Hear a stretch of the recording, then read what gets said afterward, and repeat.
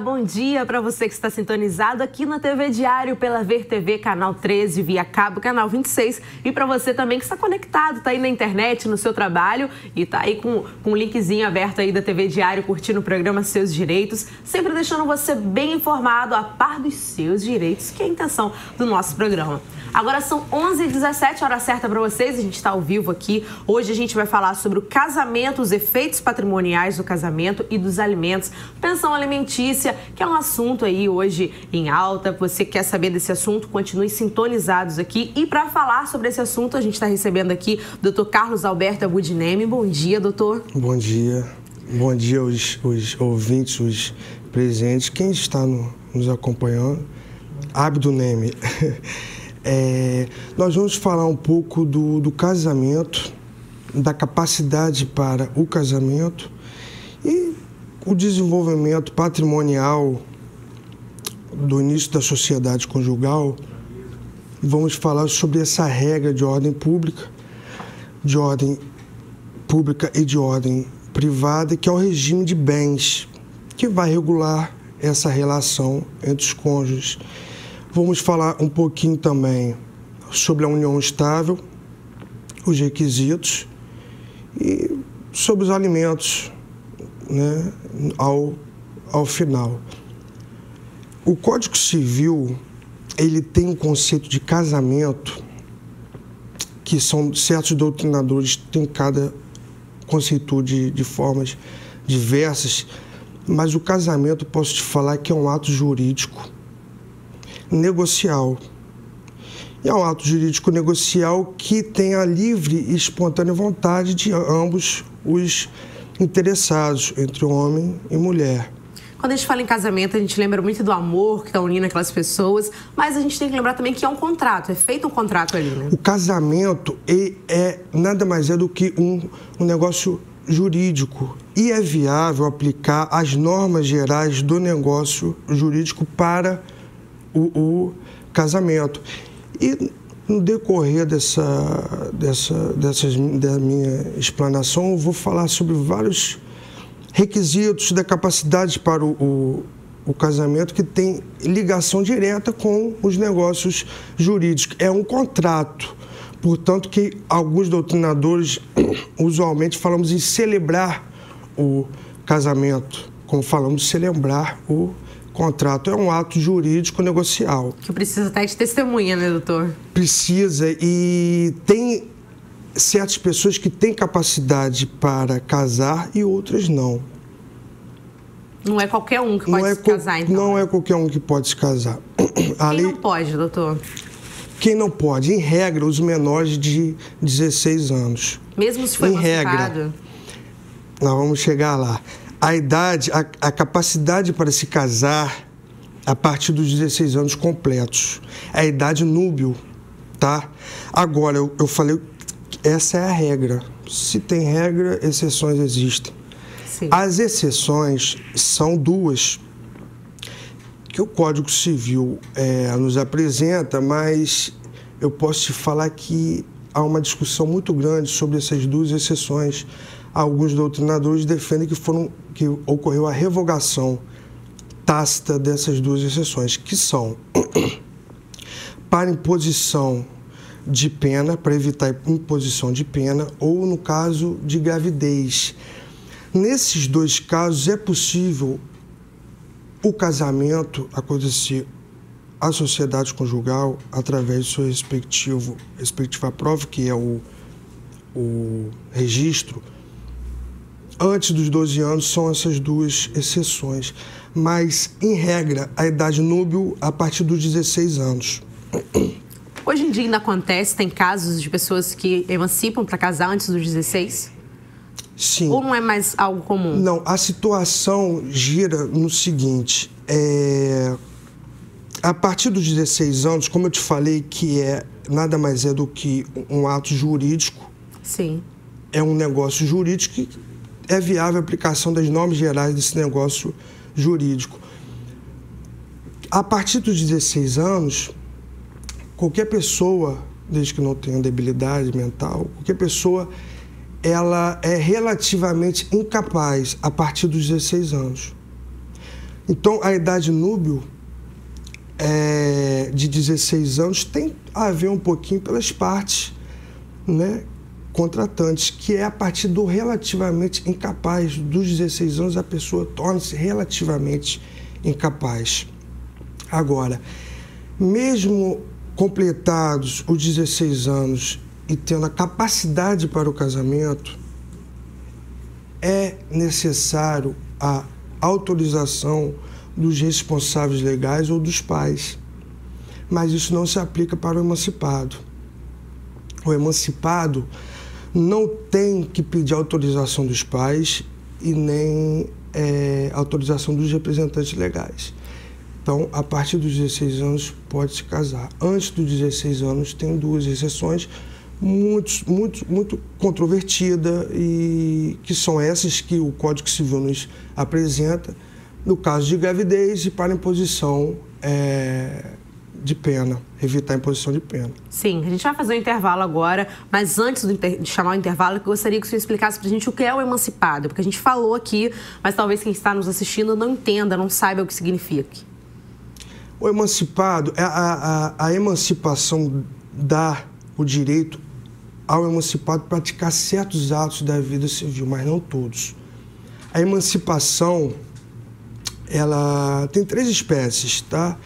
Emancipação legal, que, como é legal, o Código Civil apresenta as possibilidades do interessado se emancipar, que é o casamento, a colação de grau em ensino superior,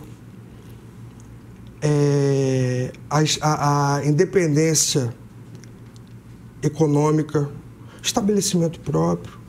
Mas isso é um papel que a pessoa assina e os pais têm que autorizar. Não, os pais autorizam na emancipação voluntária. Tem emancipação legal, emancipação voluntária, por vontade, sim, tá? E emancipação judicial, onde o interessado recorre ao judiciário, ao poder judiciário, para que, através de uma decisão, da autorização judicial, ele possa ser emancipado. Tá? Emancipação legal estão disciplinados, como o próprio nome fala, né? Diz, estão no artigo 5º do Código Civil, salvo engano, é muita lei, é muito artigo, mas está lá as possibilidades dos emancipados e as suas espécies: legal, voluntário ou judicial. O judicial depende, né, de uma autorização, de uma sentença, de uma homologação. O voluntário, por vontade, e o legal: casamento, colação de grau, ensino superior, concurso público, economia própria, a partir dos 16 anos, tá? Ok. Bom, gente, a gente vai fazer um pequeno intervalo. Daqui a pouco a gente volta com o Dr. Carlos Alberto aqui para falar mais sobre a questão do casamento e pensão alimentícia. Estamos apresentando Seus Direitos.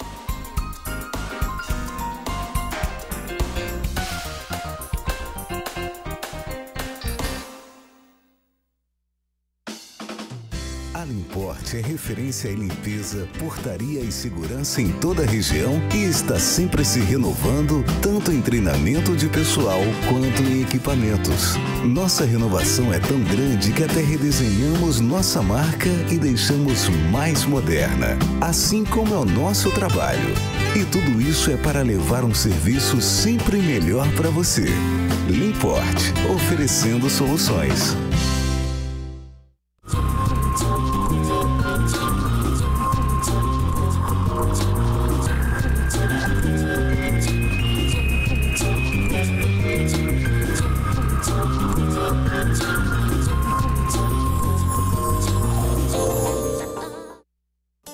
Para se viver bem, com qualidade de vida, é preciso cuidados.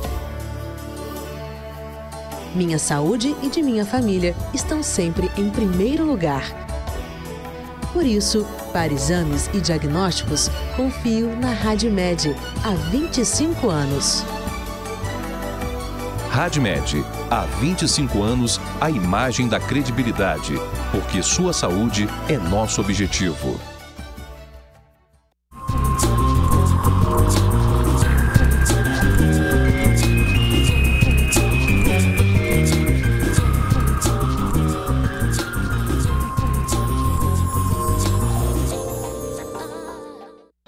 Cândido Mendes, há anos, forma profissionais diferenciados, suprindo as necessidades de um mercado cada vez mais exigente.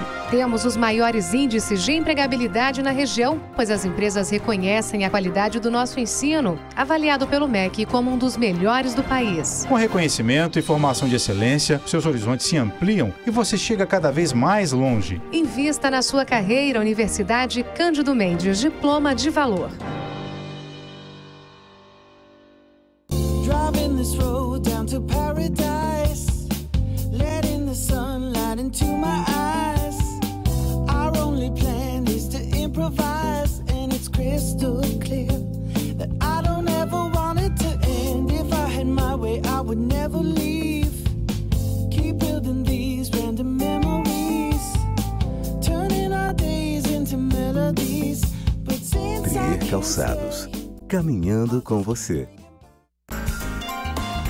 Voltamos a apresentar Seus Direitos.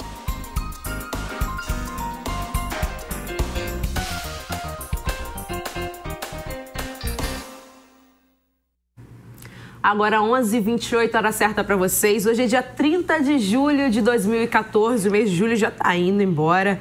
E a gente está aqui com o programa Seus Direitos para vocês nessa quarta-feira, recebendo o doutor Carlos Alberto, hoje falando sobre as questões de casamento, né, doutor? A gente já conversou que é um contrato o casamento, é jurídico. É um negócio jurídico. É um negócio jurídico que tem que se pensar bem antes de fazer esse negócio, né? E tem que ter também... Tem certos deveres e obrigações. A partir do início da sociedade conjugal, tem deveres e tem obrigações. Não pode pensar só no emocional nessa hora, né, doutor? Não, de forma alguma. Acho que tem que ter o amor, né? A amizade e saber se tem a maturidade para o casamento, porque tem certos deveres dever de fidelidade, de mútua assistência, dever de solidariedade, né? Então, tem que ter maturidade para se casar. Então, tem que ter também tem que estar preparado. Uma idade mínima para poder se casar, para ter essa capacidade. A gente começou aos 16 anos, né? A partir dos 16. A idade núbil, 16 anos. Já tem exceções, mas há uma discussão grande sobre essas exceções, mas que existem. Bom, e uma parte importante na hora de fazer esse contrato que a gente fala é escolher o regime de bens. A gente sabe que até um certo tempo era comunhão universal de bens, comunhão total de bens, e hoje não é mais, né, doutor? A partir... antes da entrada em vigor da lei do divórcio, a lei 6515, o regime supletório ou legal, o regime comum, era o de comunhão universal de bens. Os seus avós devem ter casado sob o regime comum. Eu acredito que até meus pais. Até seus pais. Então, antes de 77, o regime legal, o regime supletório, era o de comunhão universal de bens. O regime comum, vamos falar assim para... Que dava mais direitos, né, doutor? Desculpa. Nós vamos falar um pouquinho sobre cada um deles. E... a partir da entrada em vigor dessa lei do divórcio, de 77, o regime supletório, o comum, o legal, é o regime de comunhão parcial de bens. O Código Civil nos apresenta, lógico que não é um rol taxativo, é um rol exemplificativo, mas nós temos 4 espécies, regimes de bens que o Código Civil nos apresenta. Os 2 mais comuns, o regime de comunhão parcial de bens, o regime de comunhão universal de bens, e tem o regime de separação obrigatória e o regime de participação final nos aquestos. Os 2 primeiros são os mais comuns. Bom, mas os cônjuges podem escolher qual regime eles querem se casar? Podem escolher sim. Vige o princípio da autonomia da vontade privada, tá? Essa autonomia privada é um princípio e é perfeitamente possível e lícito aos nubentes, antes de contrair o casamento, antes do casamento, eles estipularem o regime de bens que vai regulamentar essa relação de ordem privada. E essa autonomia da vontade, ela se faz presente através do pacto antinupcial. Então, quero afastar o regime de comunhão parcial de bens, que é o regime comum ou supletório, já dito aqui, após a entrada em vigor da lei do divórcio, 6515, querendo afastar, querendo os cônjuges em comum, né, acordo no ato volitivo,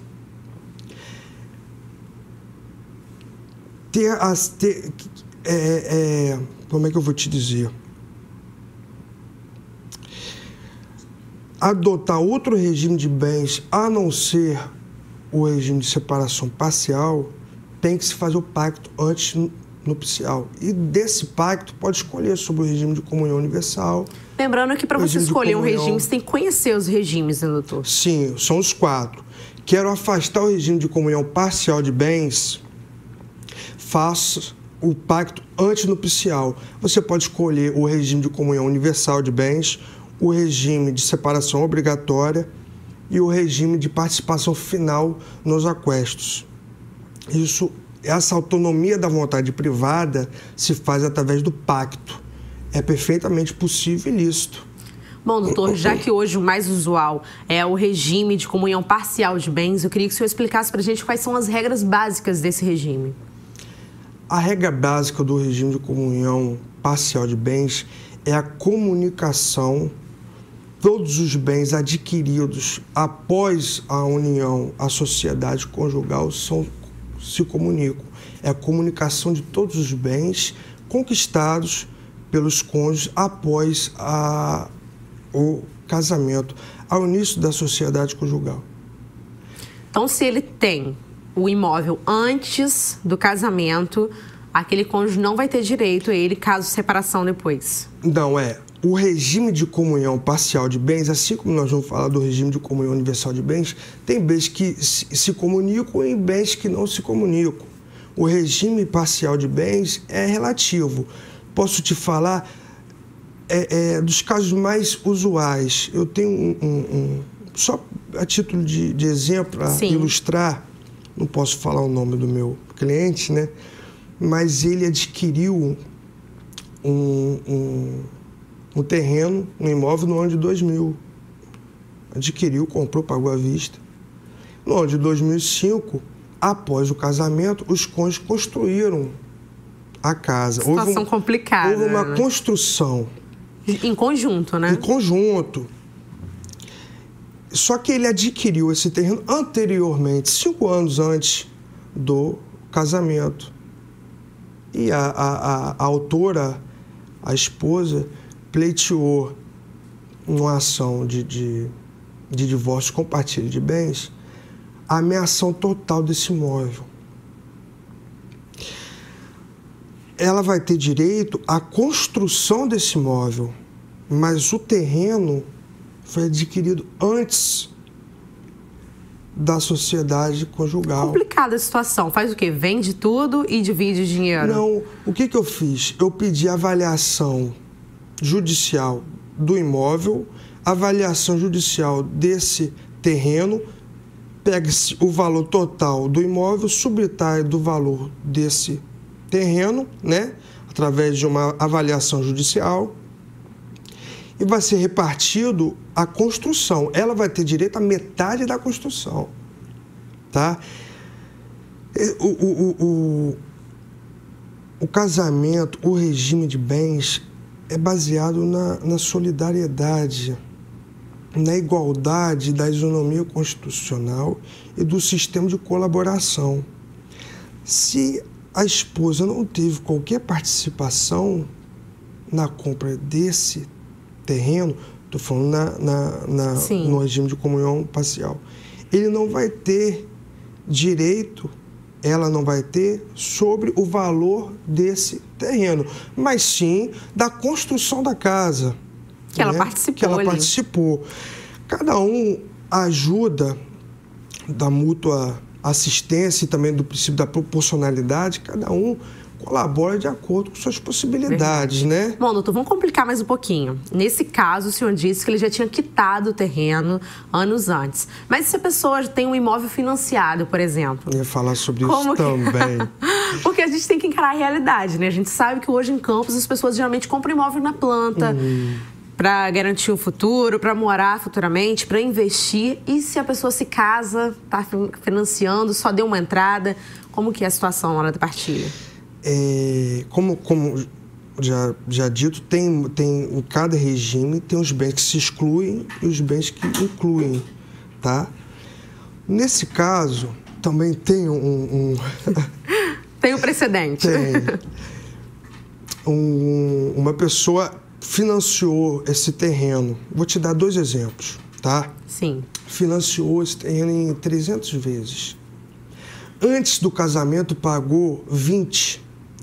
Após o casamento, depois de adimplidas pagas 20 parcelas, ele se casou. A pessoa se casou, né? É livre de qualquer coação, manifestação livre, celebrou o casamento. Sobram 280 parcelas.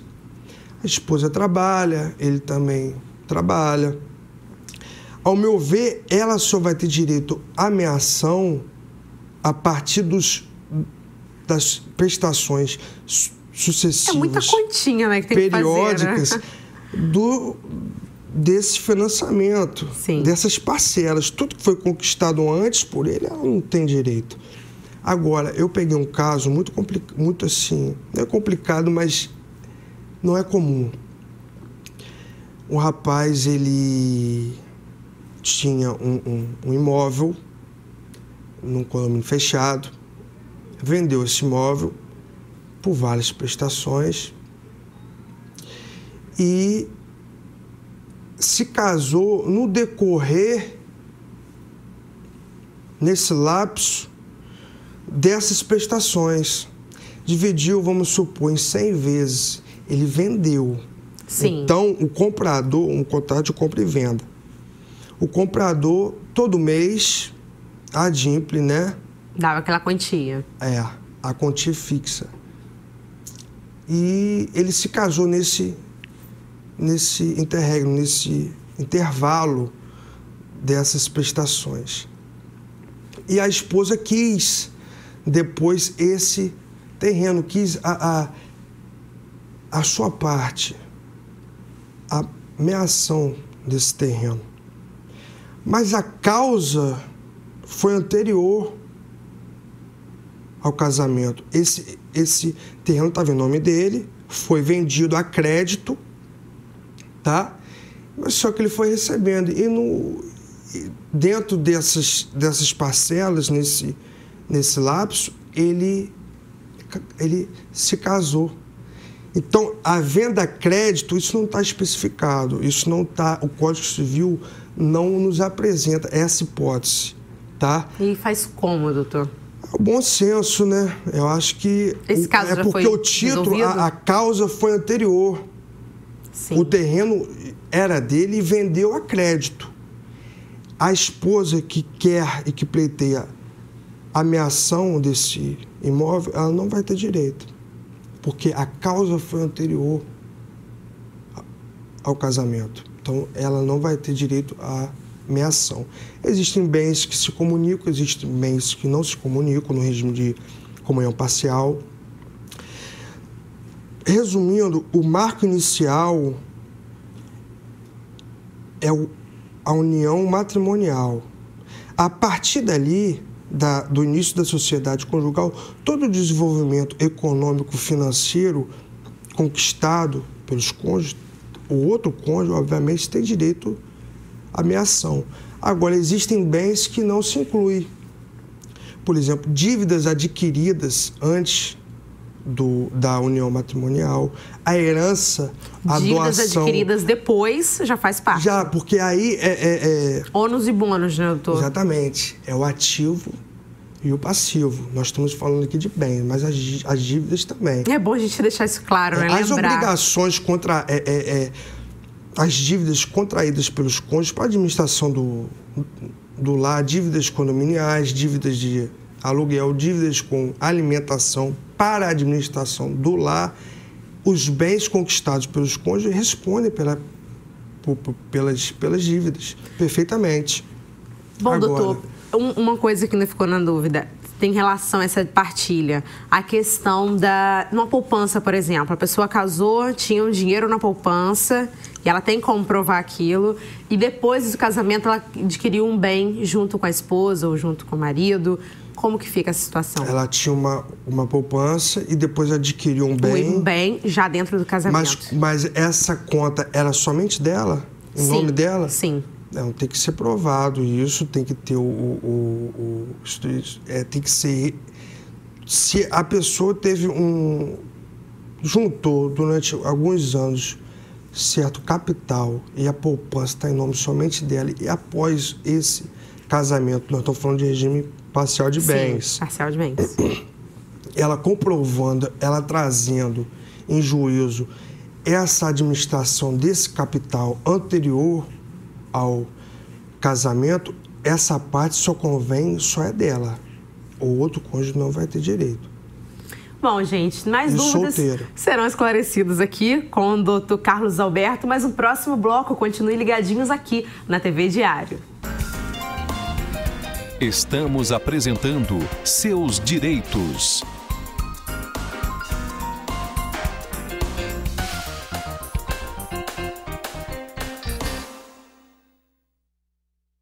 A Cândido Mendes, há anos, forma profissionais diferenciados, suprindo as necessidades de um mercado cada vez mais exigente. Temos os maiores índices de empregabilidade na região, pois as empresas reconhecem a qualidade do nosso ensino, avaliado pelo MEC como um dos melhores do país. Com reconhecimento e formação de excelência, seus horizontes se ampliam e você chega cada vez mais longe. Invista na sua carreira, Universidade Cândido Mendes, diploma de valor.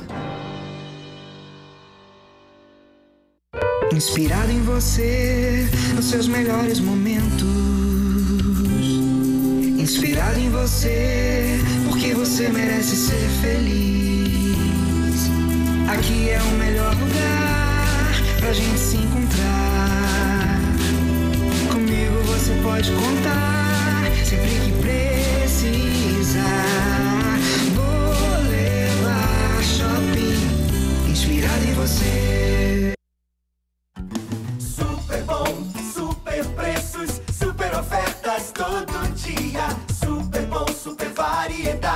Super vantagem, super economia. Tem sempre o super bom, pertinho de você. O melhor atendimento é o nosso prazer. Super bom, faz parte da sua vida, bom pra toda a família. Super bom, faz parte da sua vida. A promoção Ótica Bukowski te leva a Paris foi um grande sucesso.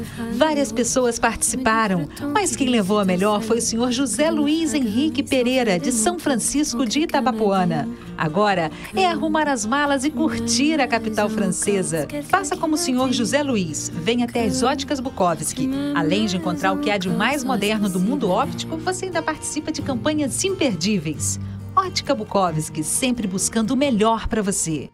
Sua qualidade de vida vai atingir o ponto mais alto. Maxime Residence. Sofisticação e exclusividade em apenas um bloco. Apartamentos de 4 quartos com 2 suítes, com mais de 100 metros quadrados e diversas opções de plantas. Lazer completo para toda a família. Perto de tudo. Maxime Residence. Perfeito para morar ou investir. Rua Doutor Pereira Nunes 27, ao lado da Pelinca. Empreendimento Interrio e RMZ Engenharia. Vendas Elo. Voltamos a apresentar Seus Direitos.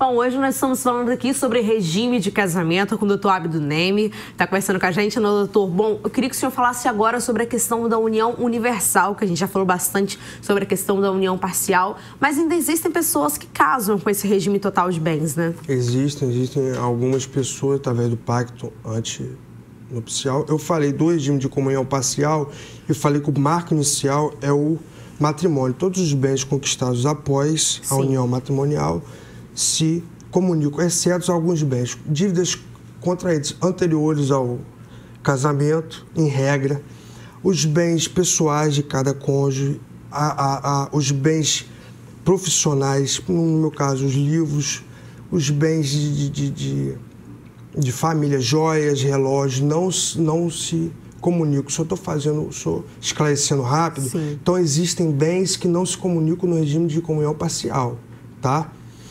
A comunhão universal de bens, basicamente, ela vem retroagindo um pouquinho, vem puxando antes da união matrimonial pelo seguinte, dos títulos da causa anterior.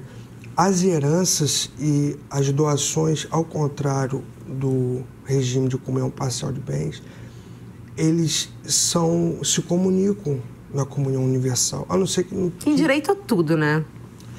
Desde que não tenha uma cláusula de incomunicabilidade. Se existir essa cláusula, separa, mas em regra não tem essa cláusula. Então, o direito à herança, doação que um dos cônjuges receber em nome deles, vão ter que se comunicar. Mas como exemplo também, como acontece no regime de separação de comunhão parcial de bens, os bens de uso próprio não vão se comunicar, nunca vão se comunicar. Os bens de uso pessoais, tá? E os bens profissionais de cada cônjuge. Mas a herança ou as doações se comunicam no regime de comunhão universal de bens, que é o que se chama de comunhão em únicas mãos. Pensa assim, que fica mais fácil. Na separação de bens, cada um vai para o seu lado e fica assim, tudo certo, né? A separação é a mais tranquila, né? Do ativo e do passivo também, tá? As dívidas contraídas, todas aquelas obrigações anteriores à união matrimonial também não se comunicam, exceto se provar que foi revertida em favor de ambos os cônjuges ou que essa dívida foi contraída para o casamento. É muito fácil imaginar isso, dois noivos, duas pessoas que vão se casar e têm dívidas. Contratam um buffet, contratam a noiva tem que comprar... Tem que comprar o vestido. Tem que contratar salão. Então, essas dívidas contraídas anteriores ao casamento foram para o casamento. Ou se foram revertidas, provadas para os cônjuges, se comunicam, mas em regra também não. A grande questão é herança, doação, tá? União matrimonial, o início da união matrimonial na separação obrigatória de bens, na comunhão parcial de bens, há uma comunicação, tá? Na comunhão universal de bens também entra herança, entra doação, se não tiver cláusula de incomunicabilidade, tá? É plena, a comunicação é plena, mas não é absoluta. Existem exceções que não vão entrar. Bom, doutor, obrigada pela explicação, obrigada por essa aula de direito que a gente teve hoje sobre casamento. Acho que ficou claro para todo mundo o que é a união total de bens, a união parcial e a separação de bens. Bom, gente, obrigada pela companhia de vocês. Amanhã o nosso encontro está marcado aqui na TV Diário às 11h15. Doutor Abdo Neme, mais uma vez, obrigada pela participação. Você. Espero que o senhor volte mais vezes aqui com a gente. Se Deus quiser. Gente, e até amanhã, então. Fiquem com Deus. Um grande abraço para todos. Obrigada pela companhia.